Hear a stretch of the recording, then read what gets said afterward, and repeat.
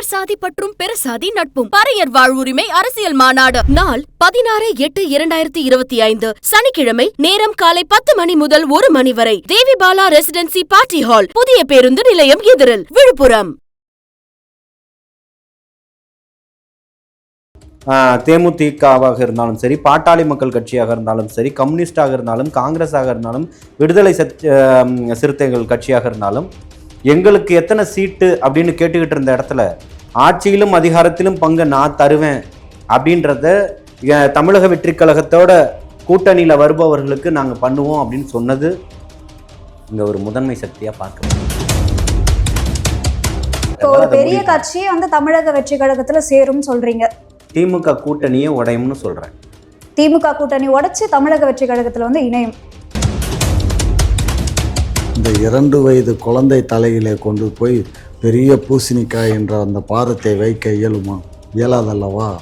அதுபோலுதான் இவர்கள் அரசியல் தெரியாமல் பிதற்றி கொண்டு இருக்கக்கூடிய பிதற்றர்கள். இந்த பிதற்றல்களுக்கெல்லாம் சரியான பாடம் 26-இல் மக்கள் அளிப்பார்கள். திமுகவினுடைய ஆட்சி நல்லாட்சி நாயகன், ஏழைகளின் ஏந்தல், புதிய விடியலுக்கான அரசு. ஸ்டாலின் தான் வராரு, விடியல் தர போகிறாரு. ஓரணியில் தமிழ்நாடு, மக்களுடன் முதல்வர் ஸ்டாலின் இப்படின்னு அவங்களுக்கு அவங்களே போஸ்ட் அடித்து ஒட்டக்கூடிய ஒரு நல்ல கட்சி.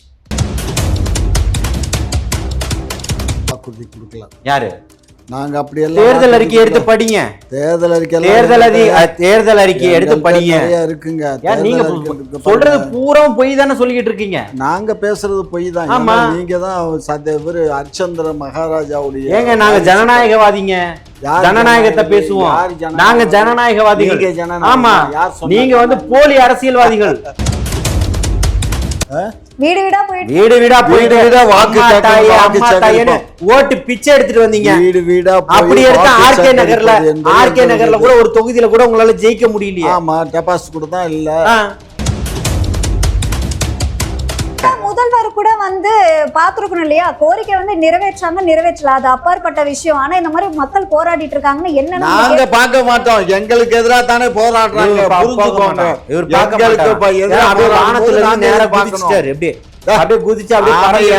வானத்துல இருந்து குதிக்கிறோமா, பூமியில இருந்து? இந்தியாவிலேயே மிகப்பெரிய இன்னைக்கு இருக்கக்கூடிய உச்ச நட்சமான ஒரு நட்சத்திரம் அவரு. அதாவது உங்களுக்கு மிகப்பெரிய எதிரி உருவாகிட்டான். அவன் தான் இந்த தமிழகத்தை, மக்களையும் மண்ணையும் ஆள போறான். அது தெரிஞ்சிருச்சு, வரப்போறாங்களாம். அது உறுதியா? எப்படி?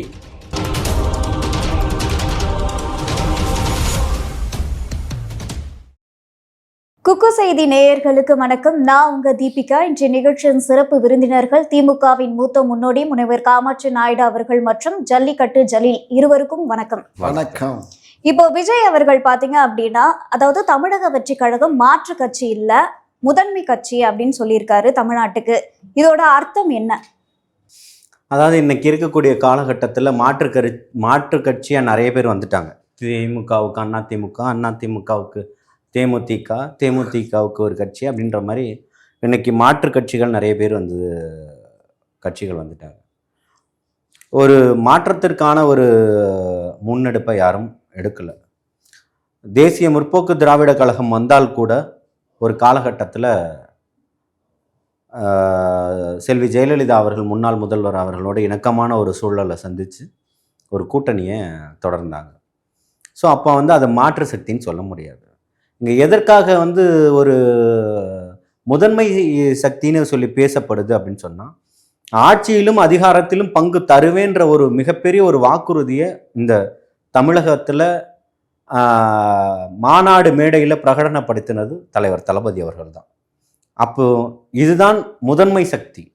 யாருக்குமே எல்லா கட்சிகளும், அது தேமுதிகவாக இருந்தாலும் சரி, பாட்டாளி மக்கள் கட்சியாக இருந்தாலும் சரி, கம்யூனிஸ்டாக இருந்தாலும், காங்கிரஸாக இருந்தாலும், விடுதலை சிறுத்தைகள் கட்சியாக இருந்தாலும், எங்களுக்கு எத்தனை சீட்டு அப்படின்னு கேட்டுக்கிட்டு இருந்த இடத்துல ஆட்சியிலும் அதிகாரத்திலும் பங்கு நான் தருவேன் அப்படின்றத தமிழக வெற்றி கழகத்தோட கூட்டணியில் வருபவர்களுக்கு நாங்கள் பண்ணுவோம் அப்படின்னு சொன்னது இங்க ஒரு முதன்மை சக்தியா பார்க்க. ஆனா இதுல நம்ம பார்க்கக்கூடிய விஷயம் என்ன அப்படின்னு பாத்தீங்கன்னா, ஒரு அரை விழுக்காடு 1 விழுக்காடு ஓட்டு வாங்குற கட்சிகள் கூட இன்னும் வந்து தாவேக்காவுல ஜாயின் பண்ணல. இதை எப்படி எடுத்துக்கலாம் அப்போ? இப்பவும் சொல்றேன், தேர்தலுக்கு காலகட்டங்கள் இருக்கு, நேரங்கள் இருக்கு, புரியுதுங்களா? அரை விழுக்காடு 1 விழுக்காடு வாங்கக்கூடியவர்கள் தமிழக வெற்றி கழகத்துக்கு வராங்களா, இல்லை இந்த மண்ணையும் மக்களையும் 50 ஆண்டுகளை கடந்து களத்தில் நின்று போராடிக்கிட்டு இருக்கக்கூடியவர்கள் 100 ஆண்டுக்கான கட்சிகள் கூட இன்னைக்கு பேசிக்கிட்டு இருக்காங்க, அவர்கள் எல்லாம் வரப்போறார்களான்னு தேர்தல் காலகட்டம். ஒரு பெரிய கட்சியே வந்து தமிழக வெற்றி கழகத்துல சேரும் சொல்றீங்க. திமுக கூட்டணியே உடையும்னு சொல்றேன். திமுக கூட்டணி உடைச்சு தமிழக வெற்றி கழகத்துல வந்து இணையும் அப்படி சொல்ல வரீங்களா? இல்லை, அது யார் கூட வேணா இணைவாங்க, அதை பற்றி மாற்றம் இல்லை, புரியுதுங்களா?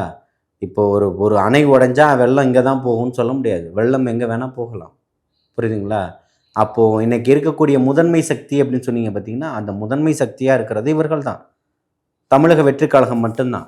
அப்போ இந்த மக்களுக்காகவும் இந்த மண்ணுக்காகவும் மிகப்பெரிய மாற்றத்தை கொண்டு வரணும்னு நினைக்கக்கூடியது இவர்களாக தான் இருக்காங்க. போராடக்கூடியவர்களுக்கு மிகப்பெரிய ஒரு சமரசம் இல்லாமல் களத்தில் நின்று போராடக்கூடியவர்களுக்கு உறுதுணையாக நாங்கள் நிற்போன்னு சொல்லக்கூடியவர்கள் இவர்கள் தான். அப்போ தமிழக வெற்றி கழகம் தான் முதன்மை சக்தி. இதை பற்றி உங்களோட கருத்து? தமிழக வெற்றி கழகம் தான் முதன்மை கட்சி அப்படின்னு வந்து சொல்கிறாங்க. ஏமா அவங்க ஏற்கனவே கட்சி ஆரம்பித்து பல நாடாளுமன்ற உறுப்பினர்களையும் சட்டமன்ற உறுப்பினர்களையும் வைத்து கொண்டு நாட்டை ஆண்டு கொண்டிருந்த ஒரு கட்சியாக அவர் நினைத்து கொண்டு பேசுகிறார். ஆனால் இப்பொழுதுதான் குழந்தை பிறந்து 2 வயதாகிறது. இந்த 2 வயது குழந்தை தலையிலே கொண்டு போய் பெரிய பூசணிக்காய் என்ற அந்த பாரத்தை வைக்க இயலுமா? இயலாதல்லவா?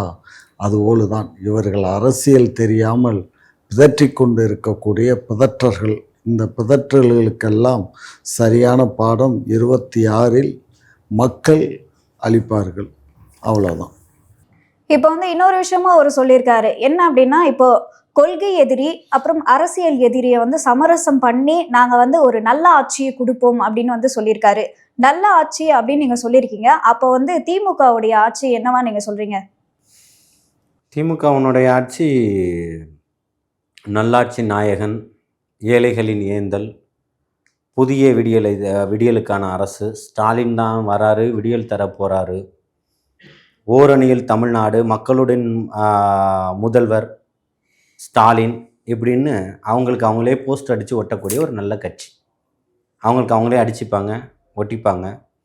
இப்போது நேற்று மாலை வந்து பார்த்திங்கன்னா, லோகேஷ் கனகராஜ்னு ஒரு இயக்குனர் இயக்கிய படத்தை வந்து ரஜினிகாந்த் நடித்த கூலின்ற படத்தை பார்க்குறதுக்கு முதல்வர் போய் அவங்களோடலாம் நின்று ஃபோட்டோ எடுத்துக்கிட்டு குரூப்பில் போடுவார்.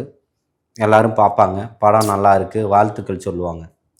ஆனால் தன்னுடைய அடிப்படை தேவைக்காக, வாழ்வாதாரத்துக்காக 13 நாட்களையும் கடந்து போராட்ட களத்தில் மழையும் வெயிலும் பார்க்காம பெண்களும் ஆண்களும் ரோட்டில் படுத்து பிளாட்பாரத்தில் நடைபாதையில் வந்து படுத்துக்கிட்டு அதில் வந்து எந்த ஒரு பெரிய இதுவுமே இல்லாமல் மழையிலையும் தண்ணியிலையும் நனைஞ்சிக்கிட்டு மக்கள் கிடப்பாங்க. அந்த கூலிகளை பார்க்க மாட்டார். பெரிய பணக்கார முதலாளிகளுடைய கூலிகளை தான் போய் பார்ப்பார். புரியுதுங்களா? இதுதான். இதை பற்றி உங்களோட கருத்து? நீங்கள் போய் அவங்கள எட்டி கூட பார்க்கல அப்படின்ற மாதிரி வந்து சொல்கிறாரு.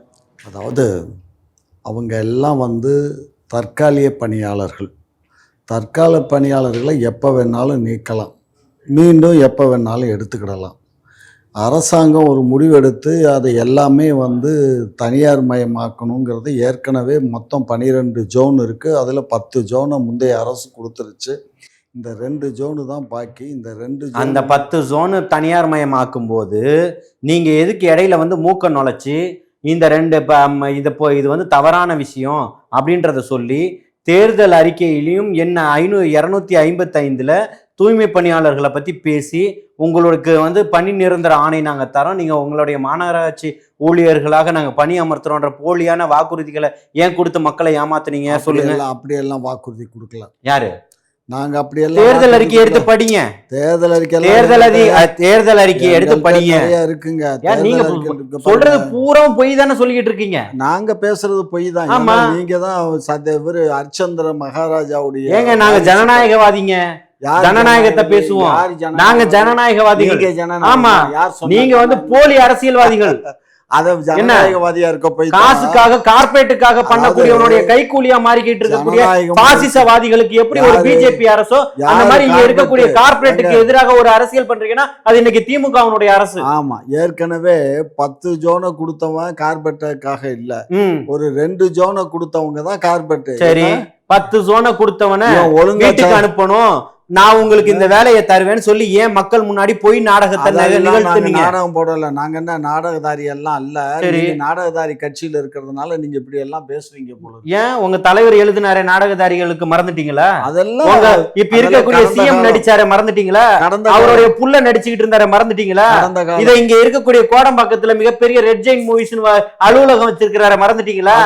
உங்களை விட அருள்நிதி நடிச்சுக்கிட்டு இருக்கிறாரு மறந்துட்டீங்களா?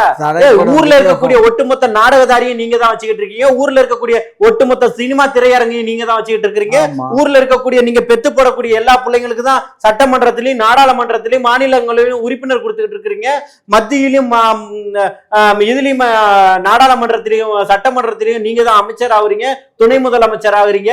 உங்களுக்கு அப்புறம் கலைஞருக்கு அப்புறம் மகன், மகனுக்கு அப்புறம் பேரன், பேரனுக்கு அப்புறம் கொள்ளு பேரன், இப்படி மன்னராட்சி மாதிரி கொண்டு போறீங்க. யாருங்க நாடகதாரி? இது மக்கள் எங்களுக்கு கொடுத்த அப்படியே தேடி ஓடி வந்து இவங்களை ராத்திரி தூங்கிட்டு இருக்கிறவங்கள எழுப்பி ஒட்டு மொத்தமா ஓட்ட போட்டு குத்து குத்துன்னு குத்தி இவரை எழுப்பி கையில கொடுத்துட்டாரு. காமாட்சி நாயுடு வாங்கி அங்க கொடுத்துட்டாரு, இந்தாங்க நீங்க தான் சொல்லிட்டு பூரா பொய்ய பேசிக்கிட்டு திரியான் திமுக காரன் பூராலும். பொய்யா? ஆமா, பொய்யிலே பிறந்து பொய்யிலே வளர்ந்த புலவர் பெருமான் நீங்க தான். நீங்க தான் பொய்யிலே பிறந்து. உங்களை விட பொய் சொல்றதுக்கு இந்த உலகத்துல யார் இருக்கா? மாதந்தோறும் மின் அளவு கொடுப்பேன்னு சொன்னீங்களா? கொடுத்தீங்களா? கொடுப்போம். எப்போ? 26ல 21 தேர்தல் மேனிஃபெஸ்டோல தான் கொடுத்தீங்க. 21ல தானே கொடுத்தீங்க. செய்ய விட்டு சாராய கடைகளை மூடுவோன்னீங்களா இல்லையா? ஐயா, செய்ய விட்டு போனதை திரும்ப செய்வோம். யாரு செய்ய விட்டு போனது? ஆமா. அப்ப 26ல செய்யறதே 21ல சொன்னீங்க. எல்லாமே நாங்க தானே ஆள போறோம். எல்லாத்தையும் நீங்க தான். ரியல் எஸ்டேட் நீங்க தான் பண்ண போறீங்க. என்ன சினிமா வாங்கி விக்கிறது நீங்க தான் பண்ண போறீங்க. தியேட்டரை நீங்க தான் வாடகைக்கு விட போறீங்க. நிலம் வச்சிருக்கிறவங்க பூராவும் நீங்க தான் பண்ண போறீங்க. கட்ட பஞ்சாயத்து நீங்க தான் பண்ணிக்கிட்டு இருக்கிறீங்க. சொல்லுங்க, வேற என்ன பண்ண போறீங்க? கட்ட பஞ்சாயத்து பண்ணணும். ஆமா. யாருக்கு? ஏங்க கட்ட பஞ்சாயத்துக்கு பேர் அது இல்லங்க. அந்த அதை விட கேவலமான வேலைகள்லாம் பண்ணிக்கிட்டு இருக்கீங்க. அதையும் தான் சேர்த்து தான் பண்ணிக்கிட்டு இருக்கீங்க. அப்படி எல்லாம் சொல்ல புரியுதுங்களா? இப்பவும் சொல்றேன், இது கட்ட பஞ்சாயத்து அரசு தான். அதுல மாற்று கருத்தெல்லாம் கிடையாது. கூலி கேட்டு போராடிட்டு இருக்கிறவன் கூலி இங்க பாருங்க, கட்ட பஞ்சாயத்து தான். அதை நான் திருப்பி வாங்கறதுக்குலாம் எனக்கு தயாரா இல்ல. கூலி கேட்டு போராடிக்கிட்டு இருக்கிறவனுடைய வயிற்றுல அடிக்கும் விதமா போய் உட்கார்ந்து கட்ட பஞ்சாயத்து பேசிட்டு இருக்கிறீங்க, மிரட்டுறீங்க. சேரபாபு ரவுடியா? அமைச்சரா ரவுடியா? அப்புறம் ரவுடித்தனமா பத்திரிகையாளர்கிட்ட பேசுறாரு, மக்கள்கிட்ட பேசுறாரு. மக்கள்கிட்ட கண்ணியம். இப்ப நம்ம சொன்ன உடனே கண்ணியமா நான் என்ன கண்ணிய குறைவா? நீங்க வீடியோவை திருப்பி பாருங்க, என்ன கண்ணிய குறைவா பேசிட்டேன்? அப்ப ஒரு அமைச்சர் மக்களால் தேர்ந்தெடுக்கப்பட்டவர் ஒரு மேம்போக்கா பேசுவாரு. 3ஆம் தர குடிகளை ஓட்டு கேட்கும் போது அவங்களுடைய காலை பிடிச்சு கேட்டீங்களே, உங்களுக்கு எல்லாம் வெக்கமா இல்ல? நாங்க யாரு காலிலும் விழல, யாரு காலில விழுந்தோம்? நாங்க யாரு காலில விழல. கற்பனை பண்ணாதீங்க. வீடு வீடா போயிட்டு வாக்கு ஓட்டு பிச்சை எடுத்துட்டு வந்தீங்க. வீடு வீடா அப்படி எடுத்தா ஆர்கே நகர்ல கூட ஒரு தொகுதியில கூட உங்களால ஜெயிக்க முடியலையே. ஆமா, டெபாசிட் கூட தான் இல்ல. அதுக்காக அடுத்த முறை நாங்க வெற்றி விஜயகாந்த் வரும்போது அதை தாங்க சொல்றேன். விஜயகாந்த் அவர்கள் வரும்போது எதிர்கட்சி தலைவரா கூட இல்லை. ஆனா அவர் எவ்வளவு பெரிய ஆள் தெரியுமா? எதிர்கட்சி தலைவருக்காக கொடுக்கப்பட்ட வாகனத்தை கூட நிராகரிச்சார். சைரன் வச்ச கார்ல நான் போக மாட்டேன், எனக்குன்னு தனிப்பட்ட பாதுகாப்புகள்லாம் எதுவுமே வேண்டான்னு சொல்லி நிராகரிச்சவர். இவங்க எப்படி தெரியுமா? ஸ்டாலின் போய் கடந்த கால வரலாறு, ஏறத்தாழ 20 ஆண்டுகளுக்கு முன்னாடி நடந்த சம்பவம் அவருக்கு தெரியும் நினைக்கிறேன். அப்படியே இப்போ மதுரையிலையோ திருச்சின்னு நினைக்கிறேன், ஒரு ஊரில் போய் இறங்குறாரு. ஒருத்தர் கத்தி எடுத்துட்டு வந்து அப்படியே குத்த வந்துட்டாராம் ஸ்டாலினை. எதில்? கத்தி எடுத்துட்டு. உடனே அவரை மடக்கி பிடிச்சி இதை பண்ணி கொண்டு போய் அவரை போட்டு பார்த்தா அவர் மனநோயாளியா. எப்படி ஒரு மனநோயாளியால் அவர்கிட்ட நெருங்கிட முடியுமா? உடனே போடுங்க. உடனே எழுதிட்டார், என் மகனுக்கு பாதுகாப்பு. உடனே சிஆர்பிஎஃப் வீரர்கள் பாதுகாப்பு கொடுத்துருங்க. ஆட்சிக்கே வரல, இன்னுமே எந்த ஒரு தேர்தலையும் சந்திக்கல. அவருக்கே இன்னைக்கு பாதுகாப்பு கொடுத்துருக்கு, ஒய் பிரிவு பாதுகாப்பு கொடுத்துருக்கு. அப்புறம் என்ன இவருக்கு என்ன குறைச்ச மைசரா போச்சு, இவரு ரொம்ப கொலிக்கிறாரு. யாருக்கு என்ன யாருக்கு? எங்க உங்களுக்கு என்ன? நீங்க எதுக்காக வாங்குறீங்க? நாங்க எங்க முதலமைச்சர் அவருடைய புதல்வன் அதுக்காக கூட வாங்குறோம். யாருக்கு? அவர் அதுக்குன்னு சொல்லி கேளுங்க. அவர் ஒரு மனநோயாளின்னு ஒருத்தரை காட்டி நீங்க கொண்டு வந்து துணை முதலமைச்சர் பாருங்க. அவர் துணை முதலமைச்சரா இருந்தாரு, எம்எல்ஏவா இருந்தாரு, மேயரா இருந்தாரு, துணை முதலமைச்சரா இருந்து மேயரா இருந்து என்னத்தை கலட்டினீங்க? போராடிக்கிட்டு இருக்கானே ஒரே நீங்க தானே முத வந்ததே மேயருக்கு தானே வந்தீங்க ஸ்டாலின். இப்ப அதே மேயர் பதவி முற்றுகை போராடுறாங்கன்னா அதுக்கு என்ன? நீங்க உங்க தப்பான ஆளுகளுக்கு தப்பா நீங்க எல்லாமே தப்பான ஆளுங்கள்ட்ட போய் தப்பா பேசுனது இதே ஸ்டாலின். நாங்க பேசல, நீங்க தான் பேசுறீங்க. வீட்டுக்கு மானம் கெட்டு போய் ஒரு அரசியல் அரசு எங்க போய் பார்க்கணும்? அரசியல் தலைவர் போராட்ட களத்துல போய் சந்திக்கணும்.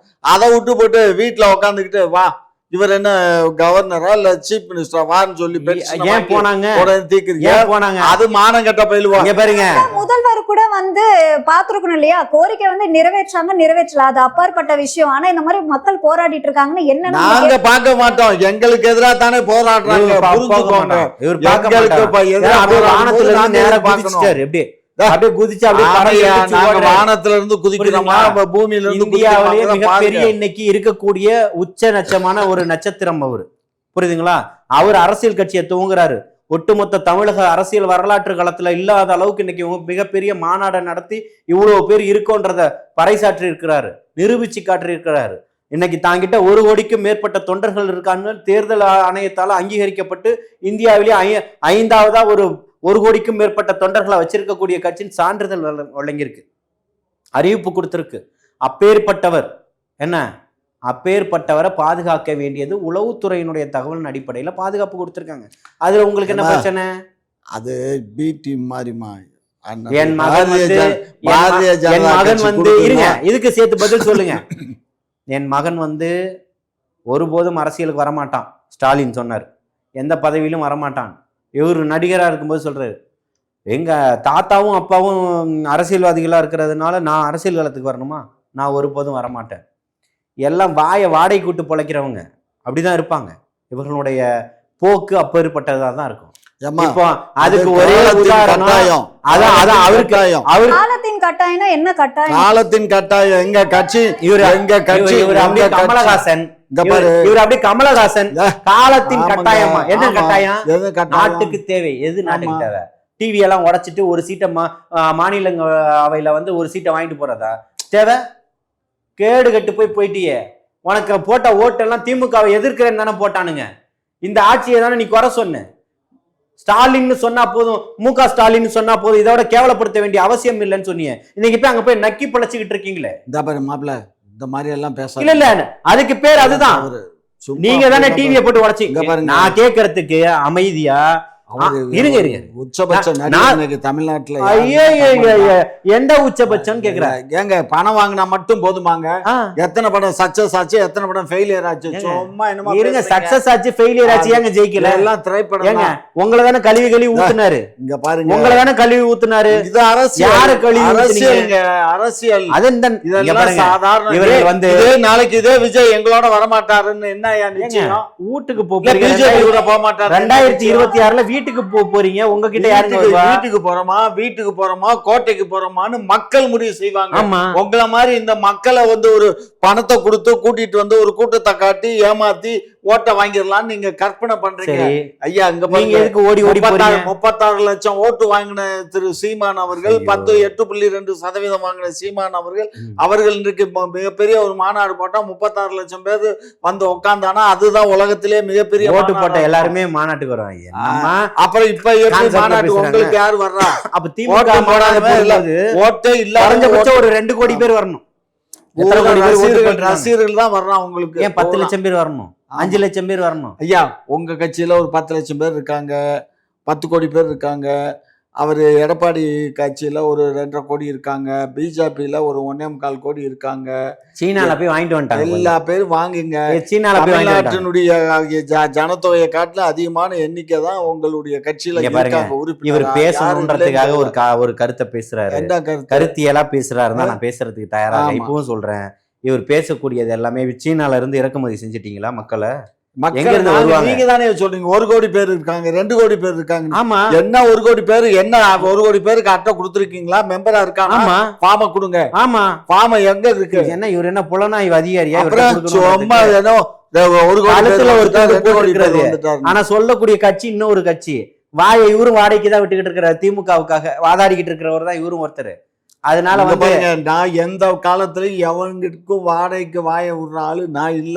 இப்ப திமுகவுக்கு தானே பேசுறீங்க. திமுகவுக்கு பேசுறேன்னா அந்த கட்சியில நான் உறுப்பினரா இருக்கேன், பேசுறேன். ஏற்கனவே அவ்வளவுதான். திமுக எதிர்த்து பேசிருக்கீங்களா இல்லையா? பேசுவேன். இந்த நிமிஷம் கூட தவறு பண்ணா எதிர்த்து பேசுவேன். கேட்டீங்களா? தவறு பண்ணா எதிர்த்து பேசுவேன். தவறு பண்ணா யாரா எதிர்த்து இருந்தாலும். பேசுவீங்களா? திமுக தப்பு பண்ணா தப்புன்னு சொல்ற ஆளு நான் ஒரு ஆள் தான் தமிழகத்துல. அதை புரிஞ்சுக்கோங்க. உங்களுக்கு ஸ்பெஷலா அதிகாரம் கொடுத்துட்டாங்க. அதிகாரம் அவங்க கொடுக்கணும்னு அவசியம் இல்ல. ஆ. நான் எதையும் எதிர்பார்க்காம இருக்கேன், அதனால பேசுறேன். எதையும் எதிர்பார்க்காம இருக்கீங்களா? ஆமா, உண்மையை பேசுங்க. உண்மையதான் பேசுறேன். இது சிறுபான்மை மக்களுக்கு நடத்தக்கூடியது சரியா? சிறுபான்மை மக்களை நாங்க வந்து தெய்வமா மதிக்கிறோம். அந்த அல்லாஹ் ஐயா, மதிக்கிறோம். ஐயோ, நீங்க மதிக்கவும் வேணாம், எங்களை பாதுகாக்கவும் வேணாம். பிரதித்துவத்தை கொடுங்க. இதுல உங்களுக்கு என்ன பிரச்சனை? நாங்க தெய்வமா மதிக்கிறோம், நாங்க நோன்பு வந்தா கஞ்சி குடிப்போம், அதனால எங்க வயிறு நிறைய போறது இல்ல. நீங்க குடிக்கக்கூடிய கஞ்சினால, நீங்க போட்டோ போட்டுக்கிட்டு தலையில தொப்பி போட்டுக்கிறதுனால எங்களுடைய வாழ்க்கை தரம் மாற போறது இல்ல. சிறுபான்மை மக்களுக்கு என்ன அங்கீகாரம் கொடுத்திருக்கிறீங்க, அதையே உங்களால சொல்ல முடியல. அதை சொல்ல முடியுதா உங்களால? நாடாளுமன்றத்துல கொடுத்தீங்களா? எதுல கொடுக்குறீங்க? மக்களவையிலும் இல்ல, மாநிலங்களவையிலும் இல்ல. எதிர்த்து கேள்வி கேட்கறதுக்கு ஒருத்தர் கூட இல்ல. எத்தனை சட்டமன்ற உறுப்பினரை கொடுத்துட்டீங்க? கொடுத்த அமைச்சரையும் செஞ்சு மஸ்தானுக்கு புடுங்கி வச்சிருக்கிறீங்க. என்ன நீங்க அரசியல் பேசிக்கிட்டு இருக்கிறீங்க? அப்ப நீங்க பண்ணக்கூடிய அத்தனையும் சரிதான். நீங்க வருவீங்க, உங்க மகனுக்கு வரணும், உங்க தங்கச்சிக்கு வரணும், உங்க மச்சானுக்கு வரணும், உங்க மாமா பிள்ளைங்களுக்கு வரணும், எல்லாருமே இருப்பீங்க அரசியல்ல. ஒரே குடும்பம் ஆட்சி செஞ்சுட்டு போங்க. பிரதித்துவம் என்ன இருக்கு? பிரதித்துவம் என்ன அப்படின்னு சொல்லி ஏம்மா, கேக்குறேன்.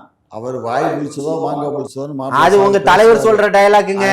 இன்றைக்கு இருக்கக்கூடிய திமுக தலைவர் சொல்லக்கூடிய டயலாக், வாய் புளிச்சதோ மாங்காய் புளிச்சதோ எல்லாம் நான் பேச மாட்டேன் அப்படின்னு சொல்லி எல்லாமே பேசுவாரு. மக்களுக்கு அவங்களுக்கு வந்து ஒரு சீட்டு ஒதுக்கீடு பண்ணோம்னா அந்த சீட்ல அவங்க வெற்றி பெறக்கூடிய அளவுக்கு தகுதி இருந்தா தான் கொடுக்க முடியும். தகுதி இல்லைன்னு சொல்லுங்க. ராமநாதபுரம் தகுதி இல்லைன்னு சொல்லுங்க. ராமநாதபுரம் தகுதி இல்லைன்னு சொல்லுங்க. இப்ப ராமநாதபுரம் நாடாளுமன்ற உறுப்பினர் யாரு?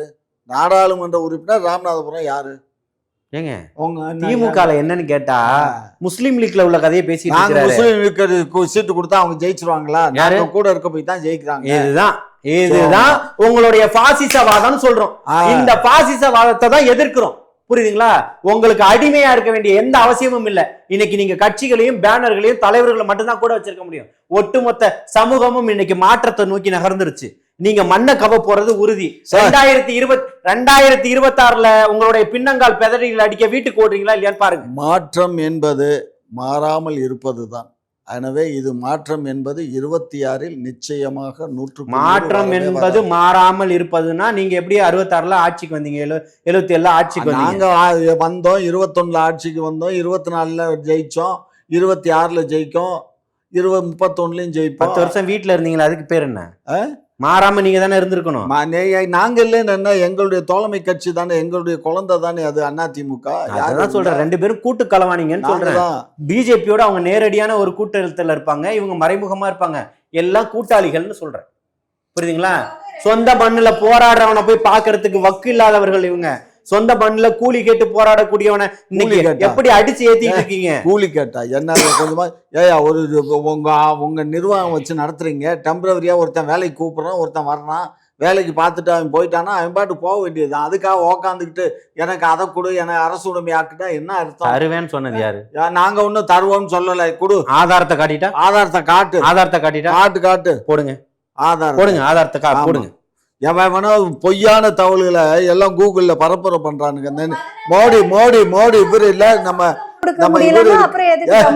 இருமா சும்மா வெற்றியா நீ அதுக்கு மேல கொலிக்கிற.